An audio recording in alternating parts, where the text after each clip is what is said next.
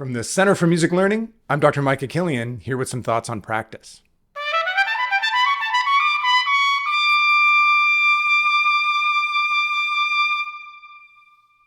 Decisions you make outside of the practice room can play important roles in determining how much learning happens when you do practice.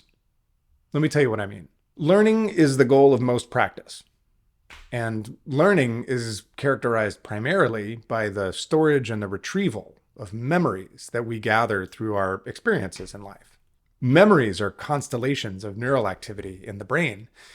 And there are some key behaviors outside of the practice room that are associated with better brain function and more learning.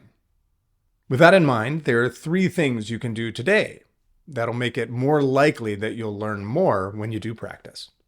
Number 1, probably the most important, prioritize sleep. Now, there are all sorts of good human reasons why we should all get an adequate amount of sleep. Good sleep helps regulate our emotions and our biorhythms. But importantly, good sleep also leads to more learning.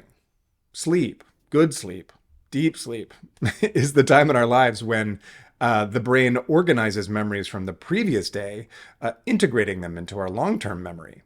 Adequate sleep tonight means that you'll be more likely to recall what you improved and refined in today's practice and integrate those changes into your playing tomorrow.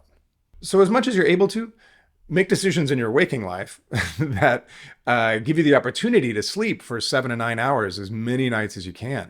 Your learning will improve. Number 2, eat healthy foods.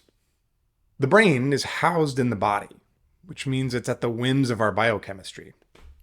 But one of the most direct ways we have to positively influence our biochemistry is by putting healthier things into our body when we eat. Unfortunately, for many of us, it's often cheaper and easier to eat unhealthy foods than it is to eat healthy foods. But as much as you're able to, make decisions to put healthy things in your body, like leafy greens, lean proteins, try to avoid ultra-processed food. Your brain will be better situated to learn when you practice. And number 3, do things that make you happy. Stress does weird things to learning. In particular, stress can cause us to pay attention to ourselves and the environment in ways that are not particularly conducive to the kind of skill refinement that is a part of really effective practice. And as you can imagine, stress isn't really something that you can just decide to do away with. It doesn't really work like that. What we can do is decide to do something, even something small, that brings us joy.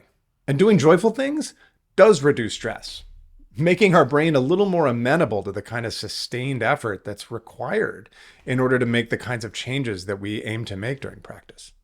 So between your next practice sessions, try making decisions that will benefit your memory and increase your practice efficacy by prioritizing sleep, eating healthy things, and choosing to do things that make you happy.